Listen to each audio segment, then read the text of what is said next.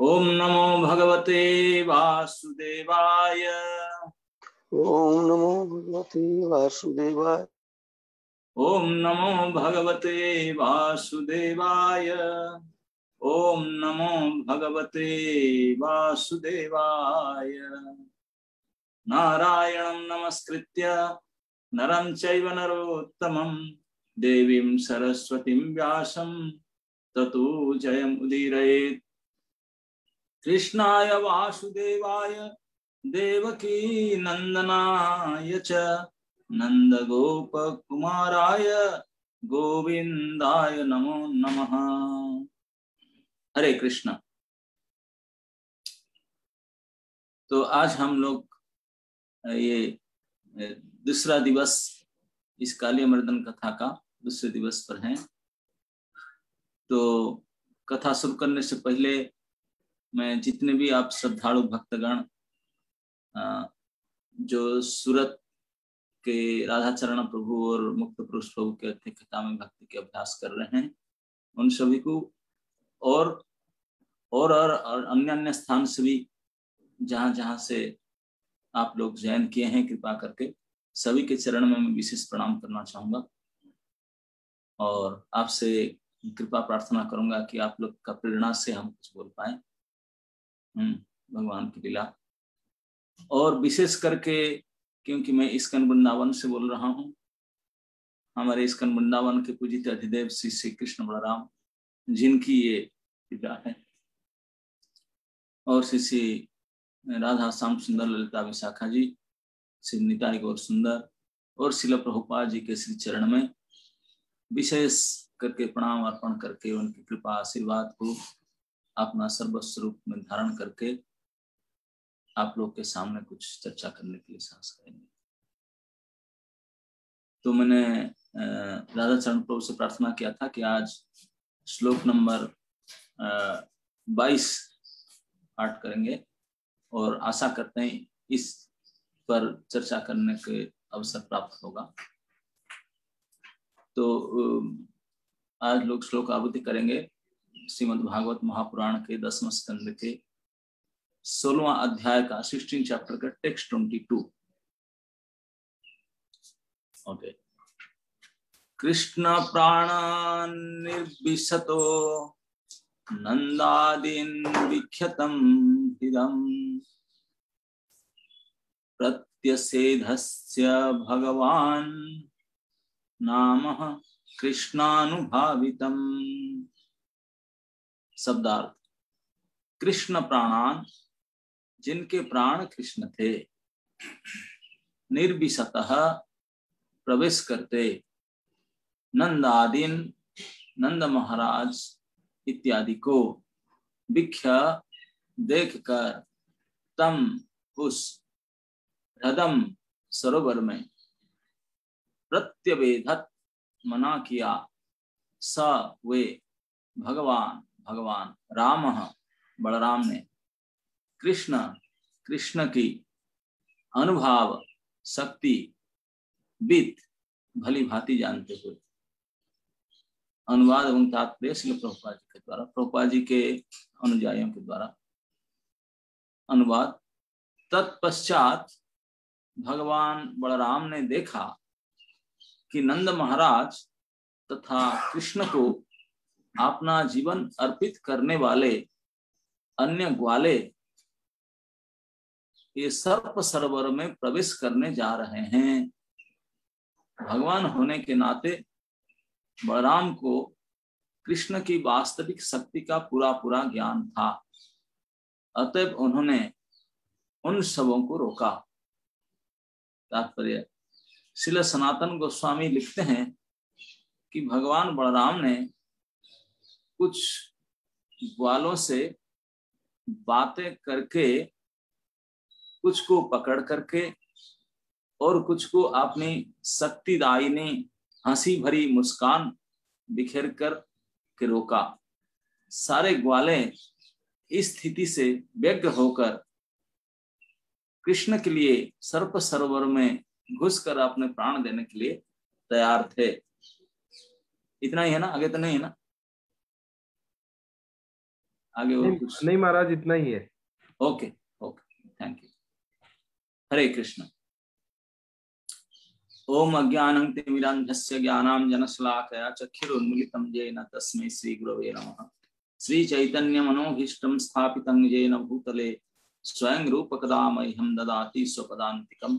वन्दे अहं श्रीगुरो श्रीयुतपदकमलं श्रीगुरून् वैष्णवांश्च श्रीरूपं साग्रजातं सहगणं रघुनाथं नितं तं सजीवं साद्वैतं सावधूतं परिजनसहितं कृष्णचैतन्यदेवं श्री श्री राधा कृष्ण पादान सहगण ललिता श्री विशाखान्वितंश।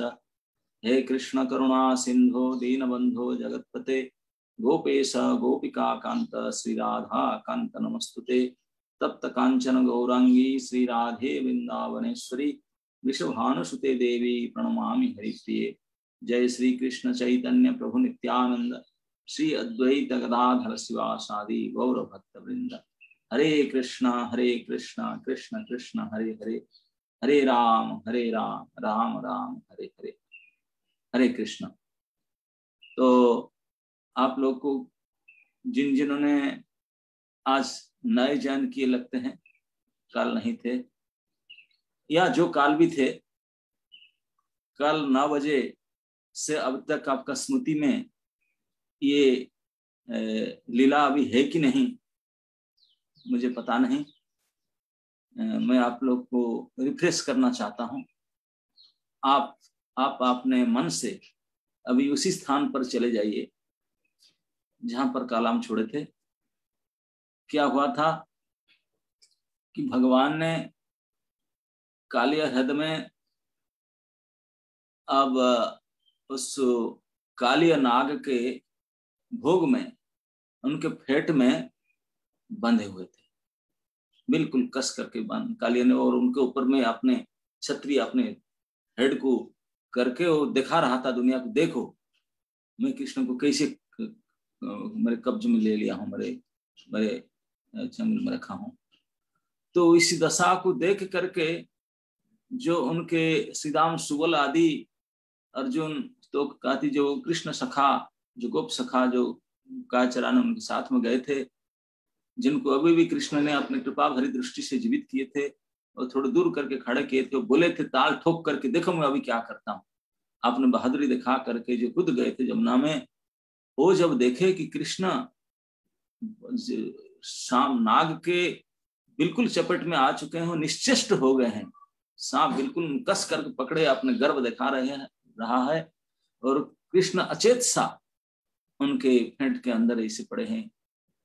तो इस दशा को देख करके हारे हुए कृष्ण को, मानो हारे हुए कृष्ण को देख करके गोप सखाओं ने अपने प्राण कृष्ण का इस दशा को देख करके तो हाहाकार कर उठे, विलाप कर उठे, हा कृष्ण कह करके मूर्छित होकर गिर पड़े और रुक नहीं सके। बस सब अचेत होकर गिर पड़े विलाप करते हुए। और मैं कल बताया था उनके विलाप नाद को सुन करके आस पास खेती आदि में काम करते हुए कुछ गोप बड़े बूढ़े, वो देखे क्या हो गया, बच्चों का आवाज ऐसा क्यों, वो दौड़ करके देखे, दौड़ आए कृष्ण को देख कर, वो भी ठक ठक ठक ठक जहां तहां सब गिर पड़े। अब बाकी रह गए उधर असंख्य गोएं, गाय और बैल। वो अपने प्राण स्वरूप कृष्ण की ऐसा दुर्दशा को देखकर उन पशुओं की आंखों से आंसुओं की धारा बहने लगी, और वे सभी कृष्ण की ओर अति करुण दृष्टि से देखते हुए मानो हुंकार के द्वारा विलाप करने लगे। जैसे वज्रपात के आघात से घायल की भांति कोई जीव निर्जीव हो जाता है, मृतवत खड़ा रहता है, मृत्युवत, ठीक इसी प्रकार ये सारे पशुओं ने ये प्राणांतकारी घटना को देख करके निर्जीव मूर्ति प्राय और कृष्ण के इस कालिया पेट में बंधे हुए कृष्ण की ओर करुण दृष्टि से देखते हुए ऐसे ही खड़े रहे हुंकार करते हुए, और हुंकार भी बंद हो गया उनका। वो इस दशा पर खड़े थे कि कोई अनुमान नहीं करेगा कि वो भी जीवित है मृत्यु है। जैसे कोई वज्रपात से किसी का मृत्यु होता है तो मृत्यु जिस पोजीशन में हो गया इसी पोजीशन में बैठा रहता है। जैसे कोई बैठा बैठा, कोई खड़ा खड़ा, कोई सोए सोए, जैसे जो पोजीशन में पोजीशन और मिसप्लेस नहीं होगा आपका प्राण निकल जाएगा। इस प्रकार कहते हैं हठात मृत्यु जैसे, क्योंकि कोई चांस नहीं मिलेगा तो सिकोड़ने के लिए, हाँ हूँ हाथ पर चित्कार करने के लिए चांस है, इमीडिएट मृत्यु हो जाए तो शरीर का विकार कुछ नहीं हो पाए। तो इसी प्रकार इस निर्विकार शरीर से पशुओं ने एक टक कृष्ण की ओर देख करके रो रहे हैं, बस बाकी कोई जीवित की सूचना नहीं मिल रहा।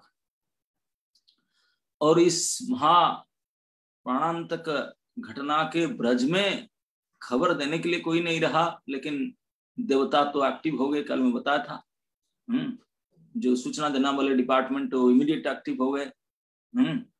और एक्टिव होकर तुरंत नाना प्रकार के अपशकुन, अशुभ लक्षण ब्रज में दिखाने लगे। और इस सबसे प्रभावित होकर के ब्रजवासियों ने किस प्रकार दुखी होकर के सारे कार्यक्रम, कुकिंग, फिस्टिंग और पूजा वूजा सब छोड़ करके सारे नर नारियां दौड़ पड़े। यहाँ तक कि बरसाना के श्री विष्णुभानु बाबा सपरिवार नर नारी सब कुछ, जितने गोप बधुएं थे जो अभी अभी शादी किए थे, जो अभी शादी नहीं किए थे बालिकाएं थी, वो शादी तब तो 6-7 साल में शादी भी कर लेते थे। ऐसा नहीं आजकल 25, 30, 40 रहे, नहीं, वो ही 10 से पहले वो शादी हो जाता था। और जो शादी नहीं किए थे अब तक वो सारे गोप वधुएं, गोप बालिकाएं और बड़े बूढ़े गोप और जो यंग गोप थे सब भगवान के साथ ही गए थे उनके ब्याज में। और मातृस्थानीय जो वृद्धा गोपियां जो कृष्ण को अपने बेटे करके मानते थे, वो सारे दौड़ पड़े थे ब्रज से, कोई ब्रज में नहीं रहे, क्योंकि यंग गोप और गाय बछड़े तो पहले ही गए थे, कि बच्चे जो बच्चे थे ब्रज में वो सारे दौड़ पड़े थे, पागल कर दौड़े। उनको पता नहीं था किस तरह जाए, कहाँ जाए। लेकिन कल हम चर्चा किए थे कि ताजा गोबर और गोमूत्र को देख करके बोले ये तो आज का ही है, गाय तो इधर गए होंगे, क्योंकि असंख्य लाख संख्या में गाय हैं और जहां गए होंगे धूल उड़ा कर गोबर गोमूत्र करके, तो इसको देखते देखते हुए चले। और इसमें से उनको विशेष करके दिखाई पड़ा असंख्य गोस्पद और गोप सखाओं के पद के बीच में बिल्कुल उभरे हुए स्पष्ट बिखरते हुए दिखाई पड़ता था श्री भगवत पद चिन्ह।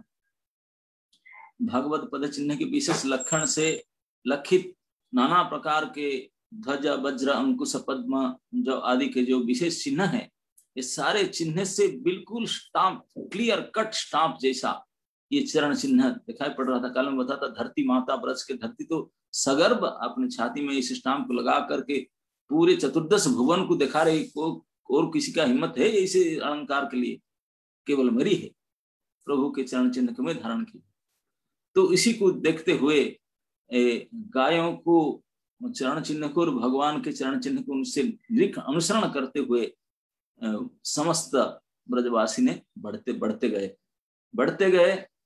यहीं तक कल हम चर्चा किए थे। मैं ये भी बताया था कि गवांग पथी, ये गायों की अनुसरण करना मतलब गो मतलब इंद्रिय नहीं, गो माने वेद भी है। तो वेद श्रुति की वचनों को जो अनुसरण करते हैं उनको अवश्य ही सफलता प्राप्त हो जाएगा। तो इस प्रकार उन्होंने अनुसरण करते हुए कुछ दूर आगे बढ़े तो उनको पता चला जहां जहां से कृष्ण के चरण जिस दिशा पर गया है, अरे उस दिशा तो जमुना क्यों गया है, और जमुना के दूसरी पार्ट नहीं, ये तो कालिय ह्रद की तरफ गया है। और कालिय ह्रद के भयावहता सबको पता था कि यहाँ महानाग कालिय वास करता है, कितने भयानक विष है उसका। यहाँ तो कई किलोमीटर तक आसपास तक कोई घास भी नहीं उगता है, सारे पशु पक्षी मर जाते हैं, इतने भयानक विष के एरिया है वो, सुपर कंटामिनेटेड एरिया। तो यहाँ तो लॉकडाउन था, कोई जा नहीं सकते, लेकिन वो चले गए। तो उसको जब देखे कि ये काली ह्रद की तरफ ये पद चिन्ह गया है, तो उन सबका हार्ट बीटिंग, हृदय स्पंदन और ज्यादा बढ़ गया। और कृष्ण के अनिष्ट को आशा करते हुए, कृष्ण के अनिष्ट को आशा करते हुए आशंका से उनके शोक और बढ़ गया, और उनके तीव्रता और बढ़ गई। क्या क्या बढ़ गई याद है ना, कि उनके कृष्ण की अनिष्ट को आशा और बढ़ गया, आशंका और बढ़ गया। निश्चित रूप से काली हृद गया तो कृष्ण और बचे नहीं, ये मन में भावना आ रहा था। और क्या हुआ, सच में ऐसा हुआ क्या? तो इसलिए जो चल रहे थे दौड़ना शुरू किए और चले नहीं। अब जो जिसके गति से जितने वेग से दौड़ सके तो दौड़ना प्रारंभ किए। और विपद को आशा करके निश्चित कुछ अघटन हुआ है तो उनका हार्ट बीट बढ़ने लगा और शोक बढ़ने लगा। तो क्योंकि ब्रजवासियों को काली हृद के बारे में पता था, तो उनके प्रिय कृष्ण को क्या हुआ, ऐसे कुछ अनिष्ट जरूर हुआ होगा, ऐसे करके बड़े तेजी से दौड़ने लगे। तब जो एक साथ से ब्रजवासी लोग सब चलते थे, पुरुष स्त्री, अभी और डिफरेंट ग्रुप हो गए, 3 ग्रुप हो गए उनमें। जो गोपादी थे, यहाँ तो कोई थे नहीं, बड़े बड़े जो गोपादी थे ये सब आपने कस लगा करके दौड़े। और उनके लगभग सिमिलरली जो गोप वधुएं और बालिकाएं वो उनके पास पास उनके पीछे ब्याच में वो निकले, सेकंड ब्याच में। और सबसे पिछले ब्याच में जो जसमती आदि थोड़े एजेड और पृथुल शरीर जिसकी थोड़ा मोटा है, पृथुल शरीर वाली और थोड़े एजेड वाली, तो वो उनके स्पीड थोड़ा पीछे था, वो थर्ड बैच में वो दौड़ रहे थे। लेकिन सभी के भाव सेम था कृष्ण के प्रति, हृदय के आवेग लगभग इसी भाव में था और दौड़ पड़े थे सारे, 3 ग्रुप होकर दौड़ रहे थे। अब दौड़ते दौड़ते जाकर के जब जिनको हद के पास पास पहुंचे, जहां तक उनके दृष्टि गया और देख लिए कृष्ण को, अब इस स्थिति पर पहुंच गए कि आंख से देखे इस हृदय विदारक दृश्य को। ब्रजवासियों को जब देखे, ब्रजवासियों ने जब देखे तो उनके क्या दशा हुआ, इसको भाषा में वर्णन करने का सामर्थ्य हमारा नहीं है। वो तुरंत जिस ग्रुप ने देखा, पहले ग्रुप, जिस ग्रुप ने देखा, देखते ही हाहाकार कर उठे और अपने दोनों हाथ से अपने छाती और माथा को पीटने लगे, अपने छाती को पीटने लगे और माथा को पीटने लगे। और हा कृष्ण, हा ब्रज जीवन, हाहाकार विलाप करते हुए और तुरंत हद की ओर दौड़े विकल होकर के। और जब फर्स्ट बैच जो नंदा आदि जो ग्रुप थे वो जो पहुंच करके हद के आसपास पहुंच गए, पहुंच करके अब कृष्ण को तो देख कर तो उनकी दशा था ही। सबसे पहले नजर आया थोड़ी दूर में, क्योंकि 100-200-400 मीटर दूर में वो कृष्ण के सखा लोग पड़े हुए थे, गाय पशुओं से असंख्य पशु खड़े हुए थे और कृष्ण सखा लोग से अचेत पड़े हुए थे। उनके ऊपर नजर पड़ा, उनके ऊपर दृष्टि पड़ते ही समस्त ब्रजवासी सब विकल होकर उनको पुकारने लगे, ए श्रीराम, ए सुबल, ए अर्जुन, तो उनके नाम ले लेकर अरे प्यारे कृष्ण सखाओं उनको पुकारने लगे। उच्च स्वर से पुकार करके पूछने लगे, तुरंत पूछना शुरू किए कई बातें। अरे प्यारे कृष्ण सखाएं, आप तो सब कृष्ण के साथ में थे, उनके साथ में आए थे, फिर क्या हुआ ये तो बतलाओ। हमारे प्राण प्रिय कृष्ण कैसे इस स्थिति में आ गए? क्या उन्होंने तट पर आए थे काले हृद के, वो काले नाग ने उनको जबरदस्ती खींच करके उनके भोग में ले लिया, या कृष्ण ने चंचल है वो चंचलता बस स्वयं कूद गए हृद में तो काले उनको अब ऐसे चपट में ले लिया? या ये बताओ कि कृष्ण अपने बुद्धि से ऐसा काम किए कि आप में से कोई उनको परामर्श दिया, कोई बताया, सिखाया क्या? क्योंकि बच्चा है, कुछ सिखा देने से ऐसे भी करते होंगे, ऐसे तो कोई नहीं किया। ऐसे दुस्साहसिक कार्य कैसे किया? प्लीज बताओ, बताओ क्यों, कैसे ऐसी घटना हो गया? एक बहुत उच्च स्वर से विकल होकर के कृष्ण सखाओं को जब वो पुकार रहे थे, पूछ रहे थे, ना तो एक ही कृष्ण सखा जो सैकड़ों संख्या में थे, एक ही को ही जवाब नहीं दिया। अरे जवाब नहीं दिया, कम से कम इशारा करके हाथ उठा के थोड़ा संकेत करके बोल तो दो। ना तो कोई इशारा संकेत से भी कोई नहीं बोला। इसको देख करके समस्त ब्रजवासी ये निश्चिंत रूप से समझ लिए कि कोई कृष्ण के गोप सखा कोई जगत में और नहीं, वो सब जा चुके हैं, शरीर भर उनका पड़ा हुआ। और सामने पशु असंख्य गाय बैल खड़े थे, उनकी ओर देखे उनके अनुमान लगता था कि वो लोग भी मर चुके हैं, क्योंकि वो निर्जीव जैसे खड़े हो रहे थे, कृष्ण की ओर एक टकटकी लगाकर देख रहे थे। बोले वो उनका अंदर विषय प्राणी नहीं है। इस दशा को देख करके समस्त ब्रजवासियों ने अब नंदादि को डिसाइड किए, बोले हम वो क्या करें। तो पागल होकर के उन लोग ने इस क्लालिया ह्रद की ओर दौड़ने लगे। बोले आए बचाएं, शाम के पास हम जाएं, शाम को खींचता न करे, कुछ करे, नहीं तो हम मरे, और कुछ करे, कुछ तो करेंगे। तो पागल होकर ह्रद के प्रवेश करने के लिए दौड़ रहे थे। ठीक इत्यवसर में कुछ एक आध मिनट के पीछे सेकंड बैच में सारे गोप वधुएं गोप बालिकाएं आकर पहुंच गई। अब पहुंच गई और उन जमुना तट पर उपस्थित होकर के अपने प्राण प्रियतम कृष्ण को इस कालिया के पास में बंधे हुए देख करके, कालिया के पेट में बंधे हुए देख करके, शून्यायतम जगत सर्वम गोविंदम विरहेण में उनको तीन जगत शून्य लगने लगा। उनके पैर के नीचे जमीन जैसे और खिसकने लगा, चारों तरफ अंधकार दिखाई पड़ने लगा, उनको ब्लैकआउट होने लगा उनको। तो तुरंत उन्होंने आप और कैसे भी संभले उनको पता नहीं, उन्होंने इस कदम के वृक्ष के सहारे पे चले गए। एक ही वृक्ष था हरि भरे, उस जिस कदम वृक्ष से कृष्ण ने चढ़ करके लंप दिया था, उस कदम वृक्ष के नीचे जा करके खड़े होकर के एक टक अपलक नयन से कृष्ण को देख करके, और चित्कार भी नहीं कर पा रहे थे, क्योंकि उनको याद आ रहा था कि कृष्ण को इन गोप वधु गोप बालिकाओं ने, उन सभी ने लगभग इस नए नए अनुराग के कारण कृष्ण के चरण में अपने देह, अपने मन, अपने प्राण और सब कुछ समर्पण करके कृष्ण को ही अपने जीवन के सार सर्वस्व के रूप में ग्रहण कर चुके थे, वर्ण कर चुके थे। तो इसलिए कृष्ण की इस दशा में देख करके उनके ये भाव उदय हो रहा था, हाय हाय कृष्ण कितने मंद मुस्कान से हमारे सामने दिखाई पड़ते थे, कितने सुंदर मनोहारी नयन भंगी था उनका, कैसे मधुर मोहन बातें था उनका, कितने सुंदर वाक्य कहते थे, उन्होंने कथा करते थे। इस सब को उनकी याद आता था। अब लेकिन अत्यंत मरणातीत व्याकुल होते थे, मरने से भी जितने कष्ट होता है उनसे भी कई गुना ज्यादा कष्ट अनुभव होता था।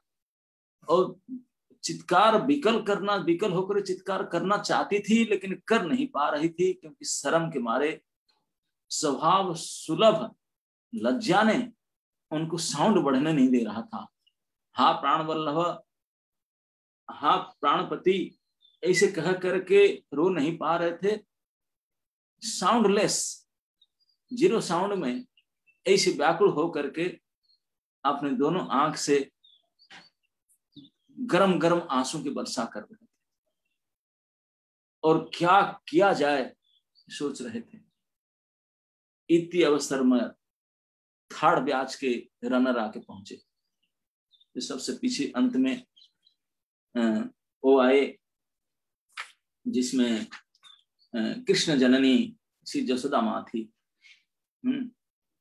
कृष्ण जननी जसोदा, रोहिणी आदि समान आयु वाली वात्सल्यमयी गोपियां अंत में जमुना तट पर पहुंची। दूर से ही अपने हृदय धन कृष्ण को कालिया की फेट में बंधा हुआ देख करके शोक सागर में डूब गई। आपने अंचल के निधि जीवन के जीवन स्वरूप कृष्ण को दूर से कालिया की भोग में आबद्ध अवस्था में देखकर वात्सल्य प्रेम की महासागर कृष्ण जननी जसोदा की क्या स्थिति हुई, उसका कोई अनुमान कैसे लगा सकता है। It is beyond our imagination, कोई अनुमान नहीं लगा सकता। उन्होंने तो जहां से, जिस पट से, जिस समय से, जिस स्थिति से कृष्ण के ऊपर नजर पड़ा, देखने में आए उनके आंख से, उनका बोली बंद हो गई, निर्बाक हो गई। चिल्ला रहे थे आके, बोली बंद हो गई, साउंडलेस, निर्बाक हो गई। हृदय के स्पंदन, हार्ट बीट बंद हो गई उसका। हृदय स्पंदन भी बंद हो गया और मूर्ति की भांति वहीं खड़ी की खड़ी हो गई, वो चल भी नहीं पाई। मूवमेंट भी बंद हो गया, हार्ट बीट बंद हो गया, बोलनी बंद हो गया। फिर क्या, ना केवल इस अवस्था में उनके दोनों आंख से जो पलकहीन थे, पलकहीन आंख से केवल तप्त अश्रु प्रवाहित हो रहा था, इस अवस्था में थे।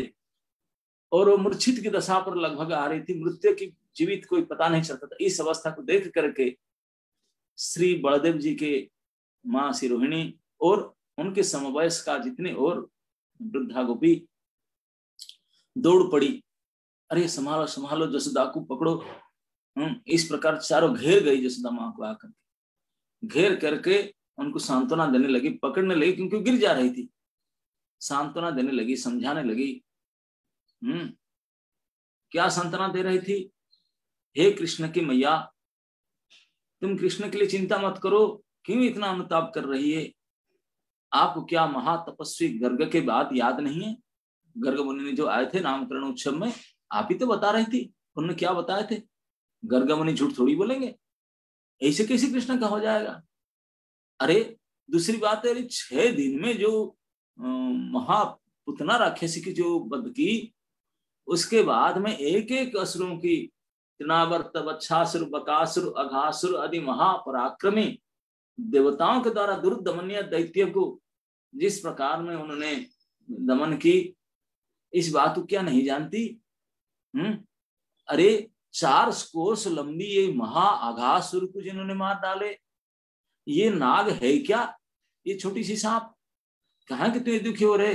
अभी देखना, थोड़ी देर में कृष्ण उनको छोड़ करके आएंगे और मैया मैया कह करके तेरे स्तन में उठ करके दूध पान करेंगे। तो क्यों इतना अवध हो रही हो? इस प्रकार के उनको पकड़ करके चारों तरफ घेर करके पकड़ करके सांत्वना मूलक बात जब कहने लगे, कृष्ण की लीलाओं की याद करने लगे, तो मां जसोदा की कभी कभी सचेत आ गई, चेत आ गई थी। चेत आकर देखते पड़ी थी, देख करके हाँ कृष्ण कह करके वो उनके आवेग को संभला नहीं जा रही थी। वो निश्चिष्ट होकर के पूरी प्रयास करके हद में कूद जाना चाहती थी। मैं कैसे, मेरे प्राण धन कृष्ण सांप से बंधे हुए हैं, मैं इधर खड़ी रहूंगी? नहीं, छोड़ो मुझे, छोड़ो, नहीं मुझे मत पकड़ो, जाने दो मुझे। ऐसे चिल्ला करके हद में कूद जाना चाह रही थी। और पूरी प्रयास से सारे माताओं ने, संभव माताओं ने उनको चारों तरफ घेर करके रोकना चाहती थी और किसी भी प्रकार से समझाना चाहती थी। उनका मन में यही विचार आता था कि चलो जहां तक संभव हो उनको समझाए। उनको भी पता था कि हाँ ये समझना कुछ काम नहीं करेगा। इतने महा आवेग दुख में उनके हृदय पिस जा रही है। इस दशा पर उनके बात कहने से क्या उनको काम करेगा? हृदय के संताप को ठंडा कर पाएगा? ये कुछ काम नहीं कर गया, उनको पता था। लेकिन और क्या किया जा सकता था? और कोई उपाय भी तो नहीं है। तो इसलिए सारे माताओं ने डिसाइड कर चुके थे कि जब तक हो सके उनको होश में लाने के लिए प्रयास करेंगे, संभालने के लिए प्रयास करेंगी। अगर संभलेंगी नहीं हो तो खींचे ला जाएगी। यशोदा माँ इतने जोश में, शक्ति में आ गई थी। कृष्ण विरह के कारण उनके अंदर पता नहीं कितने सैकड़ों शक्ति आ गई थी। ये सारे माताओं को एक साथ खींच करके, झपट करके जमुना की ओर खींच ले जा रही थी। बोलते जिस तरह से हमको खींच कर ले जा रही है, इतनी शक्ति कैसे आ गई उनके अंदर? वो लगता है कि वो जमुना हद में प्रवेश कर जाएगी और हम उसको संभाल नहीं पाएंगे, तो हम सभी माँ जसोमती के साथ हद में आज प्रवेश कर जाएंगे। वापस जा करके गोकुल में क्या फायदा?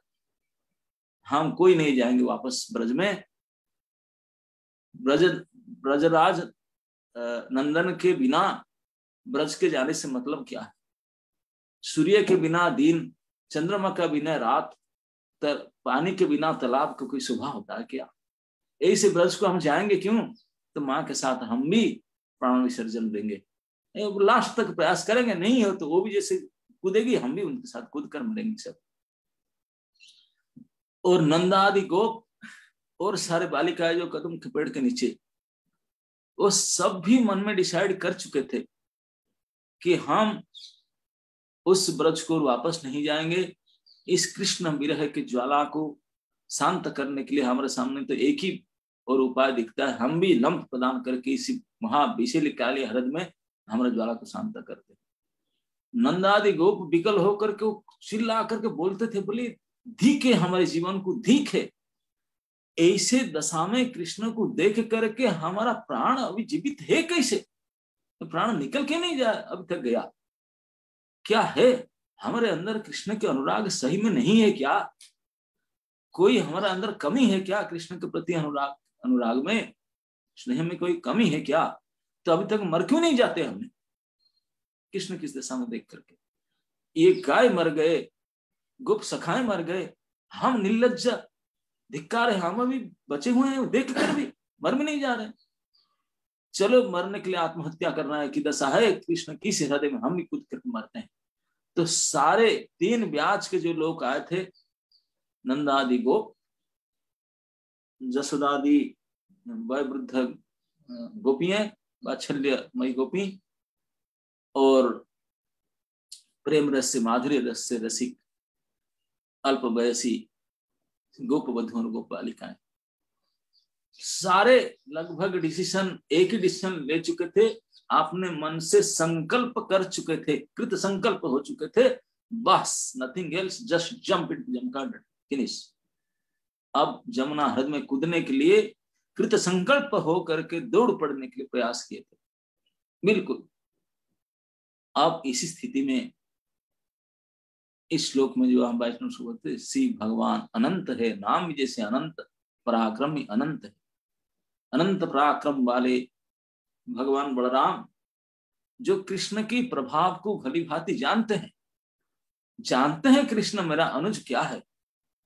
आपने छोटे भाई अपने अनुज की प्रभाव को जानने वाले कृष्ण ने आपने अनंतता को प्रकट की। बोले अरे ये क्या है, तो सब मर जाएंगे लगता है।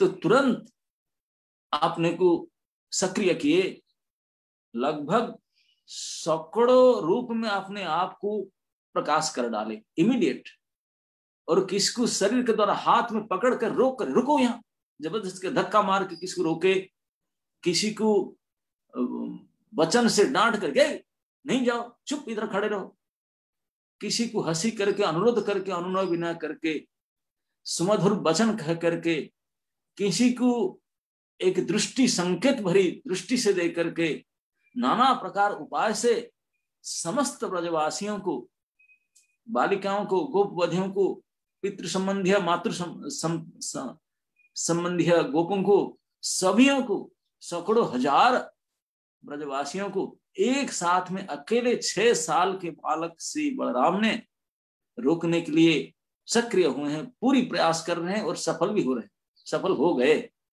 रोक डाले कैसे भी कैसे, धक्का पक्का मार कर, डांट करके, पर पढ़ कर, दृष्टि डाल कर, गोपियां को तो डाले एक चुप वहीं, ऐसे करके एक नजर डाले तो वो बिल्कुल हार्ट बीट बंद हो गया उनका, उनका बॉडी और काम नहीं किया एक डांट में, और किसको डांटे, किसको कैसे धक्का मारे, कैसे भी कैसे करके सब रोके, लेकिन उनके शरीर के वेग को मात्र रोक पाए, लेकिन कृष्ण के प्रति उनका अंतर हृदय में जो हृदय के आवेग था उसको रोक नहीं पा रहे थे, उनको रोका ही नहीं जा रहा था। इस शरीर को वेग कितने देर रोके, ज्यादा दूर रुके तो यहीं खड़े खड़े मरना जाए, अब पानी में कूद कर मरना चाह रहे थे, इसे खड़े मर जाए। उनके हृदय के आवेग को रोका नहीं जा सकता, केवल उनके शरीर के मूवमेंट को रोके, हृदय के मूवमेंट को रोक नहीं पा रहे थे। तो इस अवस्था में बलराम जी ने देखे कोई उपाय नहीं है, तो इस प्रकार अवस्था में देख करके जब उनके शरीर रोक पा, भाव को नहीं रोक पा रहा हूं, तो बलराम जी ने कुछ बोल उठे, कुछ संकेतमय भाषा में कह करके, एक कनु, उनका मुंह से आवाज निकला, कनु अपने छोटे भाई को। इस वाक्य में कुछ उपालंब था, कुछ आदेश था, कुछ आग्रह था, 3 प्रकार के भावयुक्त वाणी श्री बलराम ने। एक कनु,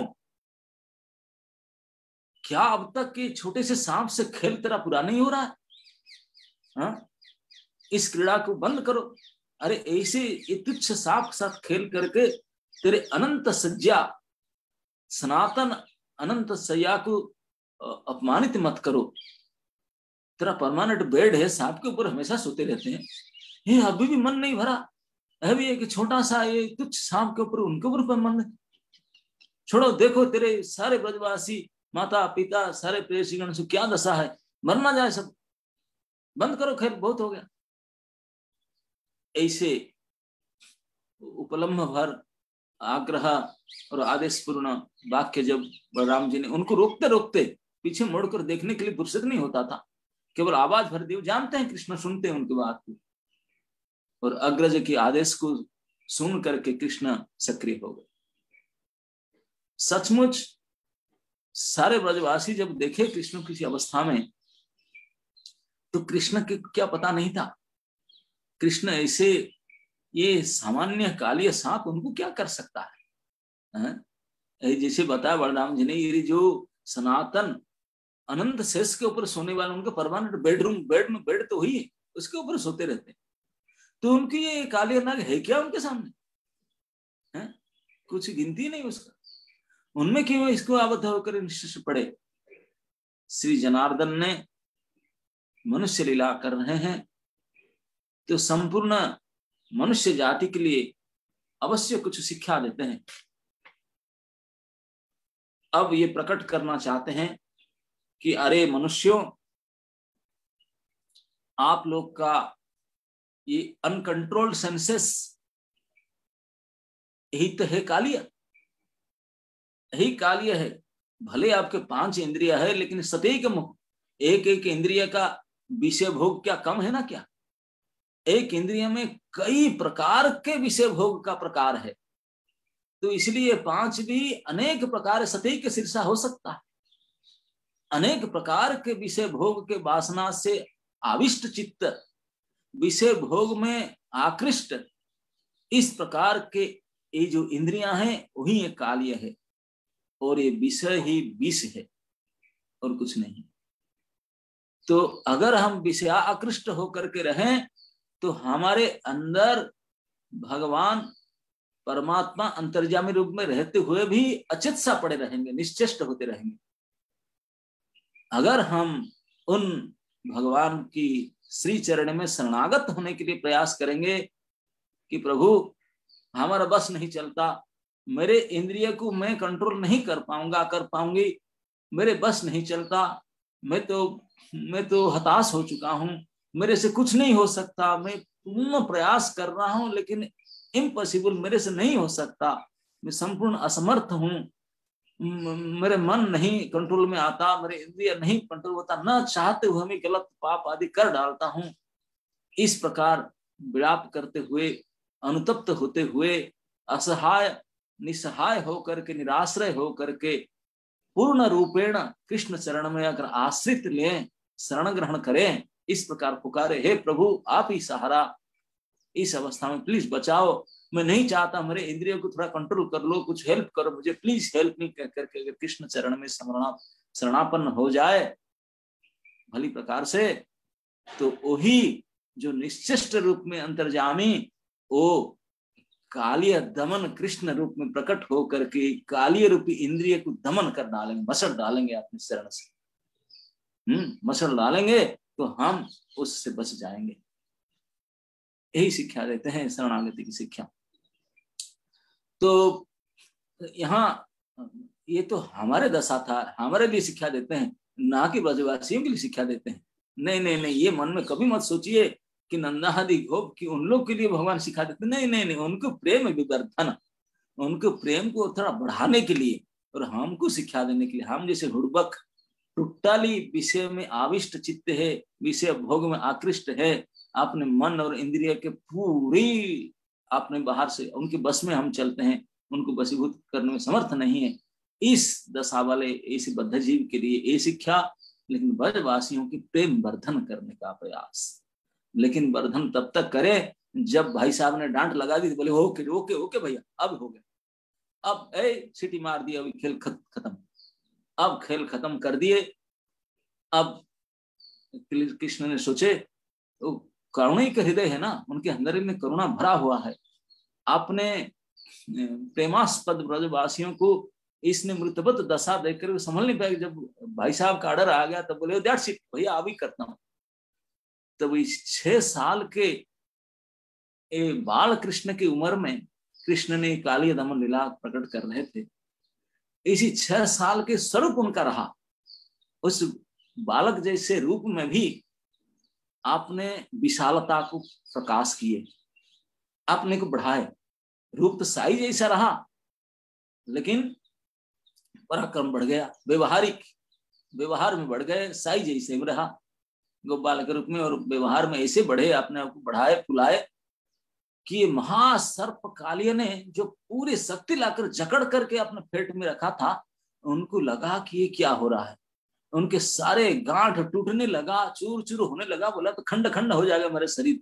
वो आपने आप पे उनके फेंट खोल दी, आपने जो जकड़ था ना शेडो खोल दी। बोला क्या हो रहा है, टूट टाट जाएगा मेरे शरीर, लगता है सब टूट टाट जाएगा, तो इसलिए डर के मारे खोल दी। जैसे खोल दी, कृष्ण ढीले हो गए, निकल आए तो कालिया और गुस्सा हो गया। बोला ये क्या हो गया, ये छोटा सा बालक, उनको कंट्रोल करने में मेरा फेंट असमर्थ हो गया, मैं टूट रहा है, ये बालक है कौन। और गुस्सा हो गया, तेज बढ़ गया। तो इसे गुस्से में छोड़ करके फण उठा करके इतने गुस्से से क्रोध युक्त नयन से देखा, जैसे उनके आंख में लगता था कि ईंट के भांटी के जैसा भट्टे होता है ना, भट्टे की आंख से इसे लाल लाल अंगारे तप करके दिखाई पड़ रहा है, तपे हुए लाल अंगारे।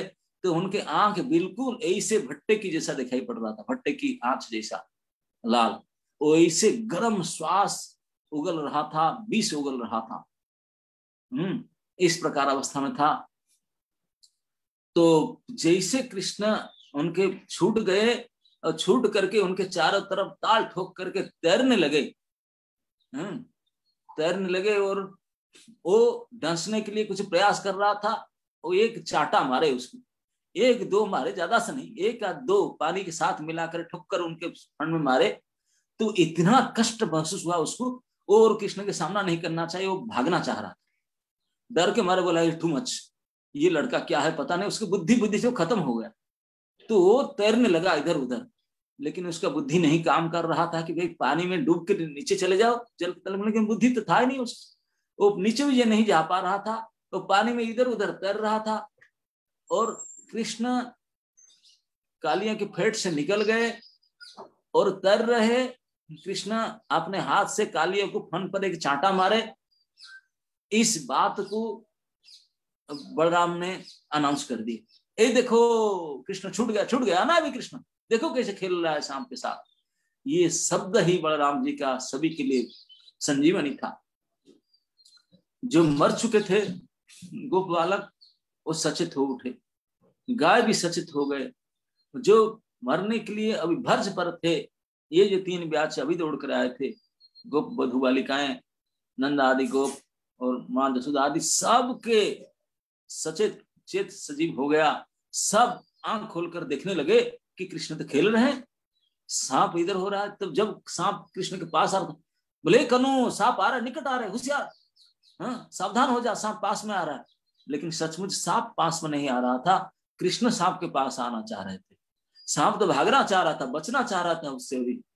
उनको और बुद्धि खत्म हो गया, बोले इससे पार पाऊं, भाग जाऊं कहीं, लेकिन कहाँ भागेगा। जमुना जी तो थोड़ा हट करके पानी में टच नहीं था, इसलिए तो जमुना के हृदय में उसका विष नहीं मिक्स हो रहा था। नहीं तो जमुना के पानी में पानी अगर मिक्स हुआ होता तो मथुरा आदि जहां जहां प्रयाग तक सारे जमुना किनारे वाले सब मर जाते इतने भयानक के बीच में। लेकिन जमुना के साथ जल प्रभाव के साथ इस जल का मिश्रण नहीं था, 1-8 किलोमीटर थोड़ा डिस्टेंस था, जमुना नजदीक था किनारे का। तो लेकिन उसी के अंदर अब क्या करे, बुद्धि नहीं लगा कि पानी में डूब कर नीचे चले जाऊं, अतल गर्भ में नीचे इतने गहरा में, लेकिन नहीं, बुद्धि काम नहीं कर रहा था। तो आपने को बचाने के लिए कालिया इधर उधर तैर रहा था, लेकिन कृष्ण उसके पीछे पकड़ करके उसको थप्पड़ से मार रहे थे, पानी के साथ ठोकर ठोकर मार रहे थे। वो बेचारा बेचैन होकर भागना चाह रहा था, क्या करे। तो कुछ सखत बोलते हैं मजा आ गया, हाँ देखो कितना मार रहा है कृष्ण, हाँ ठीक है, अरे सर्प अब ऐसे कर रहे थे। कोई बोलते थे सावधान हो जा, कोई बोलते हैं क्या, ऐसे सब खेल देख रहे थे। अब खेलते खेलते भगवान को लगा क्या खेल देखूं, हाँ तो कालिया को भी लगा कि क्या करूं, ये कैसे, तो पूरी शक्ति लगा करके अपने 100 फन को, ऐसे कई जगह वर्णन आता है, उसका हजारों फन था। हजारों फन में 100 फन सबसे टॉप क्वालिटी के थे, सब बड़े थे, विशाल 100 फन थे। उसको ऊपर उठा करके प्रचंड विष उगलते हुए कृष्ण को दंशन के लिए मनमस्थान फिर प्रयास कर रहा था, लेकिन देख रहा था दंशन से कुछ हो नहीं रहा है और थप्पड़ मारे जा रहे हैं वो।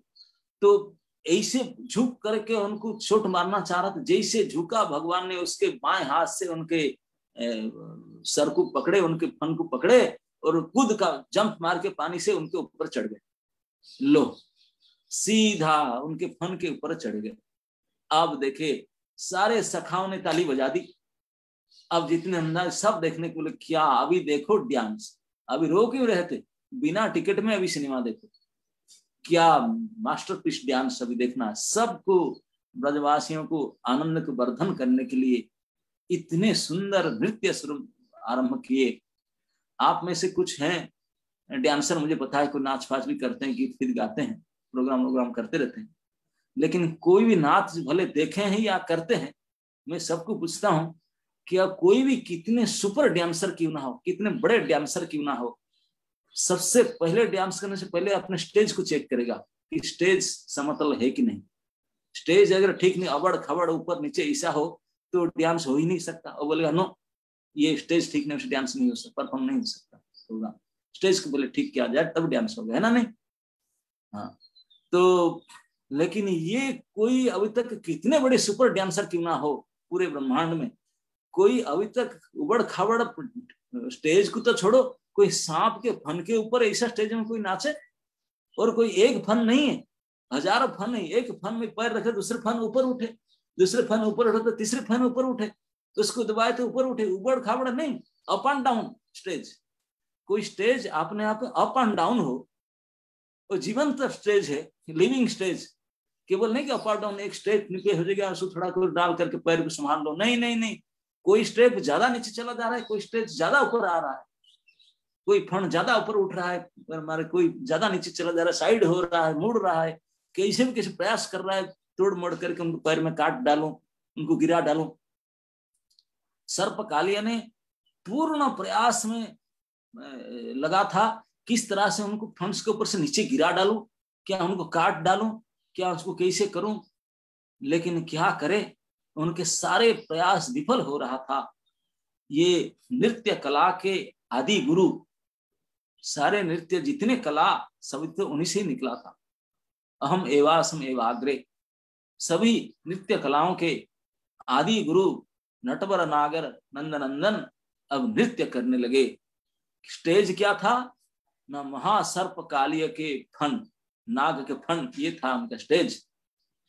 अब जब वो नृत्य शुरू किए, अरे म्यूजिक तो होना चाहिए ना, सारे देवताओं तो ऊपर देख रहे थे, सारे चारण और गंधर्व आपने अपने वाद्य संभाल लिए, जिनका हाथ में जो था, कोई गिटार, कोई सितार, कोई पणबा, कोई मृदंगा, कोई तबला, कोई हारमोनियम, जिनको जो लगा, जो जिसमें एक्सपर्टीज था, सारे, वो तो सैकड़ों हजारों संख्या में थे, और they are all super musician, सब आपने म्यूजिक संभाले। तो उनको पता है भगवान के नृत्य ताल, हम लोग कोई ताल फाल जानते नहीं, क्या जानते, सब बुड़बक है। तो उन लोग वाद्य बजाने लगे भगवान की पद के ताल के अनुसार। अरे केवल वाद्य होने से चलेगा क्या, जितने देवता और देवियां ये दौड़ करके नंदन कानन के बगीचा से सुंदर सुंदर सुरभित सुमन पुष्प सब तोड़ करके पुष्प वृष्टि करना शुरू की। और सिद्धों ने बोले हम काहे के पड़े, चंदन अगुरु सब सुंदर सुंदर सुवासित चंदन आदि ला करके छिड़कने से पूरा परिवेश को मधुमेह कर दिए, सुगंधित कर दिए, चंदन छिड़कने लगे। तो इस प्रकार से स्टेज प्रोग्राम होने लगा कि क्या म्यूजिक, क्या पुष्पवृष्टि, क्या सुगंधी, क्या गान। और जो गवैया, जो गाने वाले थे गंधर्वादी, सो गाने लगे, और कोई ताल लो रे कर ताथी ताथी करके ताल देकर गाने लगे। और जो नृत्य कला में हमारे जगत में माने जाते हैं बड़े, जैसे गंधर्वादी हैं, और उनको तो कौन पूछे, नटराज स्वयं भवानी, भवानी शंकर, भवानीपति नटराज स्वयं भगवान शंकर, जो प्रसिद्ध हैं आपने तांडव नृत्य के लिए, वो भी आकर के आंख खोल करके देखने लगे, बोले अरे मेरा नृत्य तो फेल, मैं भी अभी तक ऐसा कभी नाचा नहीं। मैं जब नृत्य करता हूँ सारे संसार त्राही त्राही मचता है, मर जाते हैं, हाहाकार मिट जाता है, संसार नाश हो जाते हैं मैं जब नाचता हूँ। लेकिन वो नाच रहे हैं ऐसे स्टेज, बिल्कुल खतरनाक स्टेज, सांप के फण के ऊपर नाच रहे हैं और सारे समर्पित हो रहे, आनंदित हो रहे, प्रेम से सरोवर से गोता लगा रहे, इतने आनंद, अद्भुत आनंद को प्राप्त हो रहे। ये क्या डांस है? मैं भी ऐसे ही नाच रहा हूँ, लेकिन मेरे आनंद में सारे जगत त्राही त्राही मच रहे हैं, दुख प्राप्त कर रहे हैं, लेकिन वही ये नाच रहे हैं। ये नाच में नाच है। भवानीपति भी उनके नाच को देखकर सीखे हैं, हाथ जोड़ प्रणाम कर, हे नृत्य गुरु मुझे भी ऐसे नाच सिखा दो। सभी ने उनके नाच को एक टक देख रहे हैं ऊपर लोक से, और वाद्य आदि बजा रहे हैं, और नीचे भूलोक से लेकर के ब्रह्मलोक पर्यंत सारे दर्शनार्थी और बिना चेयर सीट खाड़े कौन कैसे कैसे भी जैसे ऐसे सीन को तो जैसे भी देख लिया जाए, सब भीड़ भाड़ कर देख रहे थे, और जितना संभव हो सके सब भाग ले रहे थे। कोई बाजा बजा करके, कोई ताल ठोक करके, पुष्प फेंक करके, चंदन दे करके, कुछ करके इस महानृत्य का सब सराहना कर रहे थे। और इस जमुना तट पर जितने ब्रजवासी गाय बैल गोप सखाएं, गोपी और बड़े गोप, वृद्ध वृद्धा जननी, स्थानीय गोप, सब परमानंद से डूबे हुए थे। एक टक उनके प्राण, उनके जीवन, उनके स्पंदन उनके आंख में आकर के कृष्ण में काली हृदय में लगा हुआ था। क्या डांस चल रहा था, हाँ ऐसे देख रहे थे सब। अब डांस हो रहा था। अरे डांस में भगवान बोले कि लाइटिंग भी होना चाहिए यार, ये लाइटिंग नहीं है यार, क्योंकि सूर्य भी धीमे पड़ गए थे बीच में, तो लाइटिंग क्या, कोई डेकोरेशन होना चाहिए, स्टेज डेकोरेशन। तो भगवान ने जब अपने पैर को ठोकर मार रहे थे, भगवान 6 साल के बाल स्वरूप में थे, बाल कृष्ण थे, लेकिन ब्रह्मांड उधर संपूर्ण अनंत कोटि ब्रह्मांड अपने पेट में समाये के रखे थे, पूरे डाउनलोड कर सारे उनके ब्रह्मांड के, संपूर्ण ब्रह्मांड जिनके अंदर, एक ब्रह्मांड नहीं करोड़ों ब्रह्मांड को जिसको धारण करते हैं एक साथ में, तो कितने हेवी वेट होंगे। इतने हेवी वेट को अपने ज्यादा हेवी वेट देने से मर जाता जितने हेवी वेट को उनको दंड जितना होना चाहिए, इतने हेवी वेट में जब वो अपने पैर की ताल ठोकते थे फण के ऊपर, तो कालिया की ये फण बिल्कुल टुकड़ा टुकड़ा छितर हो जाता था, छिन छित्र हो जाता था, टूट टूट करके रक्ताक्त हो करके बिल्कुल खंडित खंड विखंड चूर्ण चूर्ण हो जाता था फन उसका। उनका नाक से और मुख से भल भल रक्त उगल रहा था, तो बिल्कुल वो फन को नीचे नहीं कर रहा था, बोला गया ये रिजेक्ट हो गया फन, दूसरे फन ऊपर उठाता था प्राण लगा करके, उसको भी एक पैर मारते थे ठोक। अब भगवान ने जानते थे 2 ही तो पैर था उनका सैकड़ों हजार फन था, भगवान ने 2 पैर था, 2 पैर में सैकड़ों अप डाउन स्टेज में ऐसे नाच कर रहे थे, ये देखने लायक था। इसलिए तो ब्रजवासी आनंदित को देख रहे थे एक टक। आप लोग आपने भावना नेत्र से देखते रहिए ये नृत्य को केवल भावना नेत्र से कुछ क्षण देखने से हमारा संसार के नृत्य भी समित हो जाएगा, शांत हो जाएगा। फिर हमको इस माया में नाचना नहीं पड़ेगा, माया हमको नचाने के लिए समर्थ नहीं होगा, माया रूपी नाग हमको ही छोड़ देगा, ये भाग जाएगा डर के मारे। तो इस प्रकार नृत्य जब कर रहे थे तो ये शाम के बड़ी बड़ी सो जो मुख्य मस्त फण था उसके ऊपर बड़ी बड़ी मणि था, मरकत मणि, लाल मणिया था, और लाल मणि के ऊपर जो रक्त छिटक करके ऊपर आ गया था, जैसे कोई आप जितना स्टेज में नीचे स्टेज में हैलोजन लगा करके उसके ऊपर लाल पॉलिथीन लगा देते हैं, लाल जरी कागज, ताकि रेड लाइट आए और नाचने में बड़ा आनंद लगे। तो भगवान के स्टेज के नीचे से जिस मणि से पैर से लाल लाइट, बिल्कुल फोक्स लाइट आ रहा है, हैलोजन रेड लाइट, उसके मणिमय चमकीला मणि तेज लाइट, और रक्त उसके ऊपर छिटका हुआ है, भगवान के पैर में भी कुछ रक्त छिटा लगा हुआ है। इतने शोभायमान हो रहा था लालिमा भगवान के चरण कमल, और ऐसे बिल्कुल लाइटिंग हो रहा था, डांस के साथ लाइटिंग। भगवान जैसे पैर ठोक करके एक पैर ऊपर उठा, एक लाइट ऊपर, एक लाइट नीचे, कभी लाइट धीमे, तो लाइटिंग का भी डांसिंग हो रहा था, dancing light, dancing stage, dancing figure, everything dancing. और जो देखने वाले उनके प्राण भी धड़क डांसिंग कर रहा था, डांस कर रहे थे और सचमुच उनका प्राण भी डांस कर रहा था। कालिया का वो तो बोला मरू या बच्चू क्या करूं, इस अवस्था में था। और जब देखे कि उनके लगभग सारे फन को टुकड़ा टुकड़ा कर चुके हैं, तब गोप उनके जो पत्नियां थी वो जब कालिया ने दौड़ कर आया था, उनके पीछे पीछे वो भी दौड़ कर आए थे। उनको पता था कि उनके आराध्य देव, उनके प्राणनाथ भगवान कृष्ण ही आए हैं। अरे ये हमारे बदमाश पति, अभक्त पति क्या करेगा। तो उनको दौड़ कर आए थे, वो अनुतप्त हो रहे थे, ये तो कुछ नहीं करेंगे, हमारे पति तो बदमाश है, क्या करें, तो सोच कर ऐसे कर रहे थे। तो लेकिन देख रहे थे दूर से खड़े होकर के, मन में इसे सोच रहे थे मर जाता भला होता, हम भले विडो हो जाते, लेकिन दोबारा भगवान के चरण ठोकर खाकर बुद्धि सुधर जाता, दोबारा जन्म होता तो भक्त होकर जन्म होता कम से कम। नहीं तो कुछ मन में सोचते थे ठीक ठीक मारो उसको मारो, बदमाश। हम कितने उनको कथा सुनाए, किसने प्रसाद खिलाए, कुछ नहीं फर्क पड़ रहा था। हाँ, कितने उनके सामने हम भक्ति कर रहे थे, हमको सपोर्ट नहीं कर रहा था, हमको तो विरोध नहीं कर रहा था, लेकिन कभी भी सुधरा नहीं। इतने उनके पति, अब क्या करे, अब विवाहित पति तो हुए, उनको दुख लग रहा था। ऐसे हरि विमुख पति के साथ अपने पूरे दाम्पत्य जीवन बिताना पड़ रहा है। और यद्यपि पूरी प्रयास से उनको कृष्ण कथा सुना रही थी, कृष्ण प्रसाद खिला रही थी, जितने प्रकार हो सके उनको कर रही थी, लेकिन कुछ नहीं फर्क पड़ रहा था। अरे अनंत जन्म से महा अपराधी कालिय, उनको ये प्रसाद, ये कथा कुछ नहीं फर्क पड़ रहा था, हृदय में परिवर्तन नहीं आ रहा। तो इसलिए सोचते हैं कि ये दंड देने से सुधर जाएगी, भगवान ने उसको पैर ठोक किकिंग मार रहे हैं उनके शरण में, तो शायद सुधर जाएगी। लेकिन काली पत्नी लोग जब देखे कि उनके सारे मस्तक टुकड़े टुकड़े हो चुके हैं, ब्लीडिंग हो रहा है, रक्त वोमिटिंग कर रहा है, नाक से मुख से रक्त उगल रहा है, तो वो लोग ने भी अपने बच्चों को सामने करके दंडवत प्रणाम करने के लिए सामने आ गए, प्राण रक्षा की प्रार्थना करने लगे। नहीं नहीं नहीं, पतिदेव अभी तो सुधरने लगे, प्लीज छोड़ दीजिए, हमारे हस्बैंड है जो भी हो। और इतने में जो गोप सखाओं ने और मधुमंगल आदि ओ ताली बार कर, कनु छोड़ दे यार, अब मर गया, बहुत ब्लीडिंग हो रहा है, छोड़ दे उसको, बेचारे दुख हो रहा है। इस अवस्था में अब आगे क्या हो रहा है, इस बात को कल चर्चा करेंगे। हरे कृष्ण। हरे कृष्ण। प्रणाम महाराज जी, सभी भक्तों को प्रणाम। बहुत सुंदर। आपने तो टिकट लगा दी थी, तो टिकट भी हमारी सेल हो जाती महाराज जी। यहाँ तो बिना टिकट बेकार किया आपने, ये कितना सारा पैसा इकट्ठा हो जाता। वैसे आजकल मंदिरों में पैसा आ नहीं रहा है, लोग नहीं आ रहे हैं।